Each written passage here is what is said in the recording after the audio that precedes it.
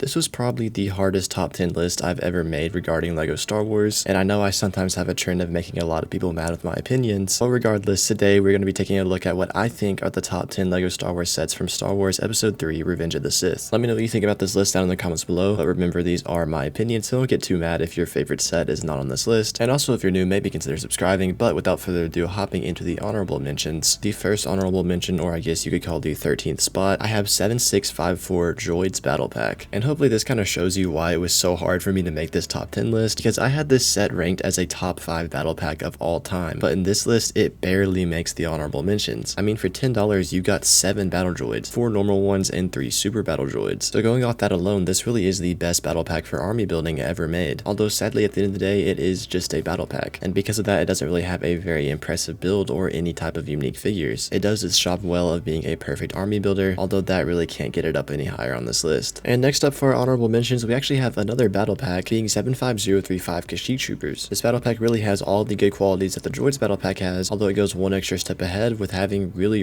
good looking minifigures. And as much as I love this battle pack and I consider it to be near perfect, there are just too many other sets from Revenge of the Sith that are better than it. And moving on to our last honorable mention, this one might upset a few people, but I have 7260 Wookiee Catamaran. And honestly, I myself am a little disappointed that I had to put it in the honorable mentions, as this really is a great set and is definitely a one of a kind, as LEGO has not remade a Wookiee Catamaran since 2005 when this set came out. It also is the only LEGO Star Wars set ever made to include the 442nd Clone Troopers, and it was the first time that LEGO attempted to make a Swamp Speeder. Really the only downside about this set today is that it is dated, and that's why I left it in the honorable mentions. Now finally moving on to the official top 10. At the number 10 spot I have 75151 Clone Turbo Tank. This set was released on June 1st of 2016 and then retired on December 31st of 2017. It has 903 pieces and had an original retail price of $110, which was very overpriced at the time, although if you want this set new today, you're going to be looking at paying around $400 to $500. Now this is obviously the weakest turbo tank out of the 3 that LEGO has made, although that doesn't necessarily make it a bad set, and for that reason I think it's gotten a lot of unnecessary hate over the years. Obviously the build is much smaller than the other turbo tanks, although the proportions and shaping and overall accuracy just look really good. The only disappointing thing is, well, it's just too small like I mentioned. Another thing is that it comes with a really cool looking ATRT that is actually accurately scaled compared to the other oversized LEGO ATRTs, and I think a lot of people tend to overlook that as well. And then lastly, of course, you have the amazing minifigures. You get Commander Gree and then a Scout Trooper, which is kind of a given, but the highlights are the Quinlan Vos and the Luminara Unduli. And as of now, this is the second Quinlan Vos that LEGO has made, the first one coming in the Republic Frigate from 2011, and I think LEGO did a great job with the upgrade here. And then like I mentioned, you get an exclusive Luminara Unduli. So it has great minifigures and a great looking build like I said, although what kept it at the number 10 spot for me was the price being $110 for only 900 pieces, and then the fact that it is pretty downsized compared to the other LEGO turbo tanks. Moving on to the number 9 spot, I know this one is really going to upset some people, but I have a 9526 Palpatine's Arrest. This set was released on August 1st of 2012 and then retired on December 31st of 2013. It has 645 pieces and had an original retail price of $90, which was also very overpriced for the time, and if you want this set new today, you're going to be looking at paying around $600. Now, don't get me wrong, this set has an amazing minifigure lineup. Every single minifigure is exclusive. You get the iconic evil Anakin minifigure, along with the only Agent Kolar minifigure that LEGO has ever made, and then of course all the other Jedi that were in the scene this set is based off of. Although I strongly stand by this, but minifigures cannot make up for a set if it does not have a very good build. And this might just be a personal thing, but I've never really liked sets that are sort of based off of like the interiors of buildings like this one, because they're strictly for playability and they don't look good on display at all. I feel like the only times LEGO's pulled this off is with the Mos Eisley Cantinas, although sets like this one, it just doesn't really do it for me. To me, a LEGO set for a collector and for a kid is a model that is supposed to look good and play well, and minus the airspeeder, this set has the play features, but it does not really look that good. Although I'm not trying to hate on this set, I just think people need to look a little bit further than the minifigures and take in consideration for the build itself, but in the end, I still put it at the number 9 spot, and I think that's pretty valid. Moving on to the number 8 spot, I have 75036 Utapau Troopers. This set was released on January 1st of 2014 and then retired on July 31st of 2015. It has 83 pieces and had an original retail price of $13, although if you want this set new today, you're going to be looking at paying around $130 to $150. Now, some of you might know I did rank this as the best LEGO Star Wars battle pack ever made, and I thought because of that and it being based on episode 3, it had to have a place in this top 10. The minifigures are just absolutely outstanding. This was the third time LEGO made the 212th Troopers and the first time that they attempted to make the Airborne Troopers, and they just absolutely blew it out of the water with these minifigures, and they also even put them in a battle pack for only $13. And now you might be thinking, oh, you just said minifigures don't completely make up for a set. set. Well, yeah, they don't. This set also has a really good and very accurate build, which is rare for a battle pack. Usually battle packs just have small downsized side builds to complement the minifigures, although this one has a build that is actually accurate and does its job of complementing the minifigures. And for that, I had to put it one spot higher than Palpatine's arrest at the number 8 spot. Moving on to the number 7 spot, I have 7283 Ultimate Space Battle. This set was released on October 1st of 2005 and then retired on December 31st of the same year, having a lifespan of just under 3 months. It has 567 pieces and had an original retail price of $50. Although if you want this set new, sealed in the box today, on eBay you're going to be looking at paying northwards of $1,000, and then on Bricklink it's going to be a little bit cheaper for around $700. Now this set was a Target exclusive, and like I said, it was only available for about 3 months, and that is why the value has gone up so much today. And also it was the first and only set at the time to include Obi-Wan's Jedi Interceptor, although all of the other builds in this set were nothing new, as you could buy them separately as their own sets. Now you could almost say that this set was sort of a precursor to the 3-in-1 super packs that we have today, although it did include an extra build that was exclusive for it. And overall, for $50, getting 5 separate starfighters is absolutely incredible, and some people actually consider this to be the best LEGO Star Wars set ever made. And don't get me wrong, the value is good, and it was the only set to include Obi-Wan's Jedi Interceptor, although technically all the other starships and minifigures weren't really unique, as you could buy them as their own sets, and that is why I put it at the number 7 spot. Moving on to the number 6 spot, I have 7259 ARC 170 Fighter. This set was released on March 5th of 2005 and retired on December 31st of 2006. It has 396 pieces and retailed for $40. Although if you want this set new today, you're going to be looking at paying around $350 to $400. Now there might be some bias in this placement because the ARC 170 is one of my favorite starfighters in Star Wars, although I don't really think that's a very unpopular opinion because I know a lot of people love ARC 170s. I just think this placement might be a little controversial because I put it above the Ultimate Space Battle, but I think it deserves this spot. It's a really good looking model and they did a great job for 2005, and you got 3 cool looking clone pilots that were exclusive up until 2007 when the V-Wing came out. So overall this was just a great set, although in 2023 it's obviously a bit dated, so that is why it's at the number 6 spot. Moving on to the number 5 spot, I have 7661 Jedi Starfighter with Hyperdrive Booster Ring. This set was released on June 1st of 2007 and retired on December 31st of 2008. It has 575 pieces and it retailed for only $50. Although if you want this set new today, you're going to be looking at paying around $350 to $400. Now for the longest time, this was the only time LEGO had made a hyperdrive ring up until 2017 when they made one for Obi-Wan's Jedi Starfighter from episode 2. So I guess you could still say this is the only hyperdrive ring LEGO has made for a Jedi Interceptor, and also it is the only time they have made Obi-Wan's Blue Jedi Interceptor, which I think looks really good and I hope that they remake soon. But the reason I put this at the number 5 spot is just this is overall a very